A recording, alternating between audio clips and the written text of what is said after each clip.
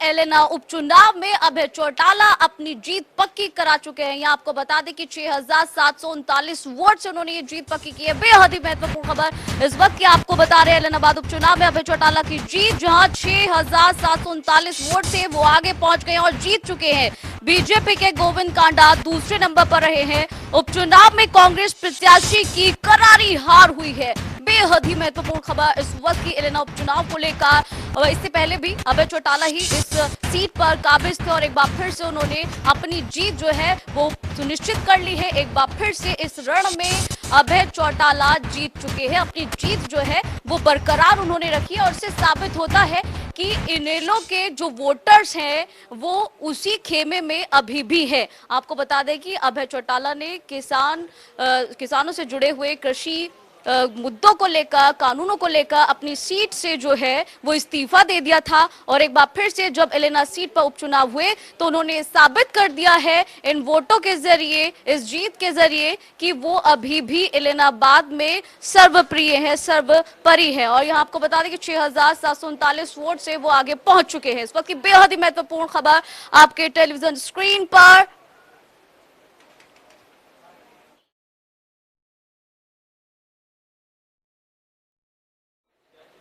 तो बेहद महत्वपूर्ण जानकारी आपको बता रहे हैं। एलनाबाद उपचुनाव में अभय चौटाला की जीत पक्की हो चुकी है, सुनिश्चित हो चुकी है। 6,739 वोट अभय चौटाला ने अपने खेमे में करे हैं वोटर्स के जरिए। आपको बता दें कि वोटर्स ने उन्हें 6,739 वोट से जिता दिया है। बीजेपी के गोविंद कांडा हालांकि दूसरे नंबर पर रहे हैं, जिन्हें काफी अच्छे मत जो है वो प्राप्त हुए हैं। उपचुनाव में कांग्रेस प्रत्याशी की करारी हार हुई है, क्योंकि पहले नंबर पर इनेलो प्रत्याशी अभय चौटाला रहे हैं तो दूसरे नंबर पर बीजेपी के गोविंद कांडा।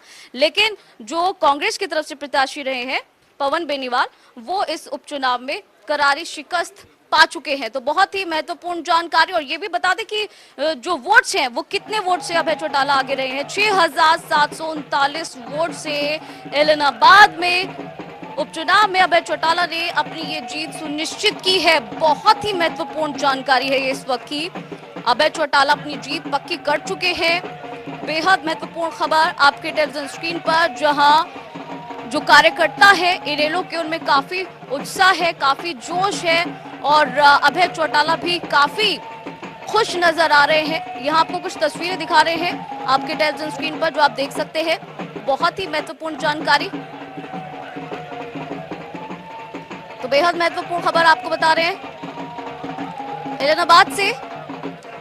इस वक्त की बड़ी जानकारी आपको बता दें, यहाँ आपको बता दें कि अभय चौटाला 6,739 वोट से जीत पक्की कर चुके हैं। और दूसरे नंबर पर काफी अच्छा जो प्रदर्शन है वो गोविंद कांडा का रहा है। काफी वोट्स उन्हें मिले हैं, लेकिन वो दूसरे नंबर पर रहे हैं। और सबसे खराब जो है वो जो करारी हार है वो कांग्रेस प्रत्याशी को इस उपचुनाव में देखने को मिली है।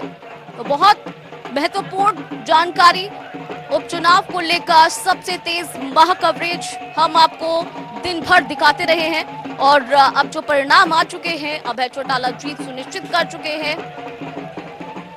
और हमारे साथ न्यूज रूम में हमारे सहयोगी अमित शर्मा मौजूद है। अमित जी, एक बार फिर से अभय चौटाला जीत चुके हैं, क्या कहेंगे, क्या कारण समझे कि एक बार फिर से उन्होंने अपनी जीत सुनिश्चित कर लिया?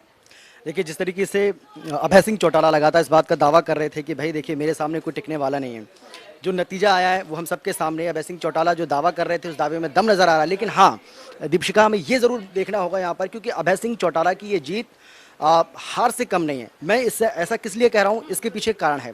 अगर पिछली बार की हम बात करें तो पिछली बार 10,000 से ज़्यादा वोटों से वो जीते थे, लेकिन इस बार उनका जो जीत का मार्जिन है वो बेहद कम है। हालांकि अभय सिंह चौटाला इस सीट से लगातार जीतते रहे, ये हम सभी जानते हैं। चौटाला परिवार का ये गढ़ है।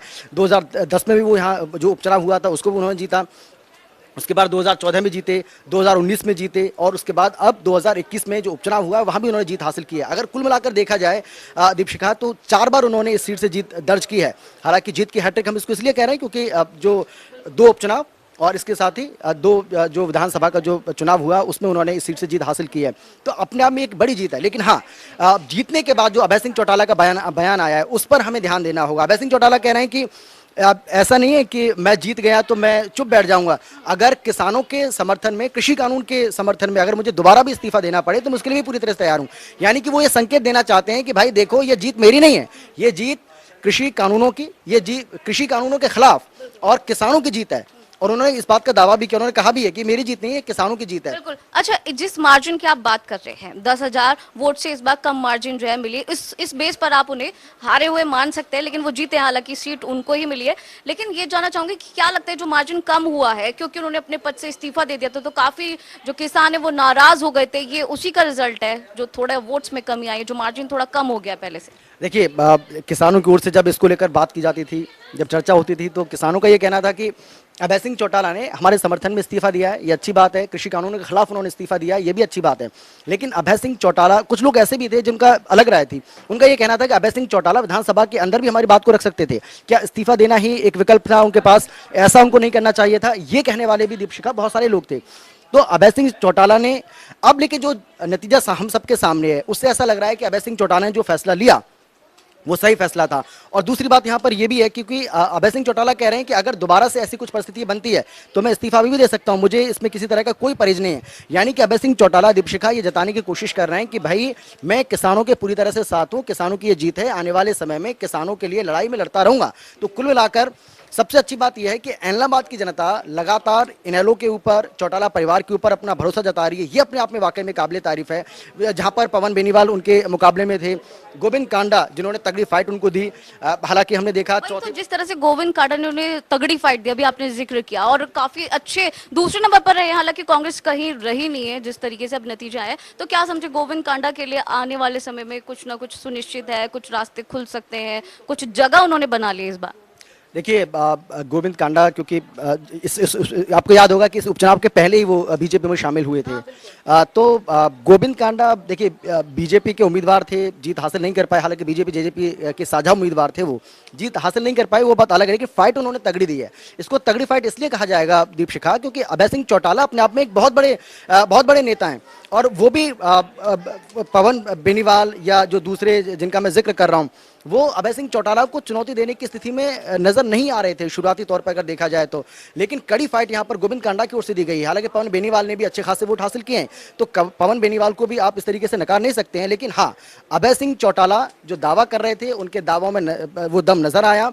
और सबसे अच्छी बात जो हम बार बार जिस बात का जिक्र कर रहे हैं कि कृषि कानूनों के समर्थन में जो उन्होंने इस्तीफा दिया, वो उनकी जो सोच है वो रंग लाई, और इसीलिए वो जीतने के बाद भी कह रहे हैं कि अगर मुझे फिर से इस्तीफा देना पड़ा तो मैं दे दूंगा, मैं पीछे नहीं हटने वाला। अभय चौटाला के इस बयान को किस तरीके से देखा जाए, क्योंकि जीतने के बाद फिर वो वही ढाक के तीन बात वही बात करते हुए नजर आ रहे हैं कि अगर इस्तीफा देने की बारी आई तो दे सकता हूँ, फिर इस बयान को किस तरीके से लिया जाए?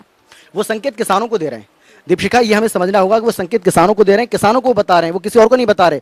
धांधली के भी आरोप लगा रहे हैं। देखिए, जीतने के बाद, हारने के बाद हमने देखा है कांग्रेस ने तो ऐसा लग रहा था कि पहले ही हार मान ली। कुमारी सैलजा का बयान हमने सुना, कैसे वो कह रही थी कि चुनावों में धांधली हुई है। हमने जगबीर मलिक का जो बयान है वो, अभय चौटाला ने भी ये बात कही। अभय चौटाला जीत के बाद, अभय चौटाला इस बात को कह रहे हैं, हालांकि इससे पहले भी कहा था, जीत के पहले भी उन्होंने कहा होगा, लेकिन जीत के बाद भी वो ये बात कह रहे हैं। तो इसका मतलब आप समझ रही हैं कि इसका मतलब सीधा सा ये है कि कहीं ना कहीं अभय सिंह चौटाला ये जताने की कोशिश कर रहे हैं कि देखिए, जीत का जो मार्जिन कम हुआ है ना मेरा, वो इसी वजह से हुआ है क्योंकि इसमें बहुत ज्यादा खेल हुआ है, इस चुनाव में खेल हुआ है, ऐसा आरोप उनकी ओर से लगाया जा रहा है। लेकिन देखिए, क्योंकि आवाम जो फैसला लेती है, जनता जो फैसला होती है, वो हम सभी को स्वीकार करना चाहिए। अब अभय सिंह चौटाला को एक बड़ा दिल दिखाना चाहिए कि वहां की जनता बार बार उनके ऊपर भरोसा जता रही है, उनके परिवार के ऊपर भरोसा जता रही है, और इस तरीके से आवाम ने जो फैसला सुनाया है उसको अच्छे से स्वीकार नहीं कर पाना, उसको पचा नहीं पाना ठीक से, या यूं के अनर्गल बयानबाजी करना किसी भी नेता के लिए शोभा नहीं देता है, चाहे वो अभय चौटाला हो या फिर कोई और। तो कांग्रेस को इस रेस में कहाँ देखे, क्योंकि इस बार तो करारी शिकस्त जो है कांग्रेस को मिली है? देखिए, कांग्रेस ठीक है, कांग्रेस देखिए वैसे भी 1967 में ये सीट जो है अस्तित्व में आई थी। उसके बाद केपी सिंह विधायक बने थे यहाँ से कांग्रेस के। उसके बाद कांग्रेस यहाँ से कभी जीती नहीं है। बीजेपी तो बिल्कुल नहीं जीती है, बीजेपी कभी यहाँ से नहीं जीती है। तो बीजेपी और जेजेपी के लिए एक चैलेंज था, क्योंकि गठबंधन में मिलकर दोनों लड़ रहे थे। गठबंधन सरकार के लिए एक बड़ी चुनौती थी, क्योंकि सीएम तक ने वहां पर प्रचार किया, तमाम जो बड़े मंत्री हैं वो वहां पर पहुंचे, उनकी ओर से प्रचार प्रसार किया गया। उम्मीद यह की जा रही थी, मुख्यमंत्री खुद ये दावा कर रहे थे कि देखिए हम जीतेंगे, आप चिंता मत करिए। किसी तरह की कोई, बीजेपी के लिए इसको झटका इसलिए माना जा रहा है, बड़ौदा में उपचुनाव हुआ, वहां भी आप उपचुनाव हारे, उसके बाद अब इलाहाबाद में उपचुनाव होता है, यहां भी आप उपचुनाव हारे, यानी कि दो उपचुनाव आप एक साथ हार रहे हैं। ये अपने आप में सत्तारूढ़ दल के लिए एक बहुत बड़ी चुनौती हो जाता है। देखिए, क्योंकि ये कहा जाता है, बार बार आपने भी सुना होगा, इस बात का जिक्र किया जाता है और हम सुनते भी हैं कि जो उपचुनाव होता है वो सत्तारूढ़ दल के लिए ज्यादा फेवर करता है।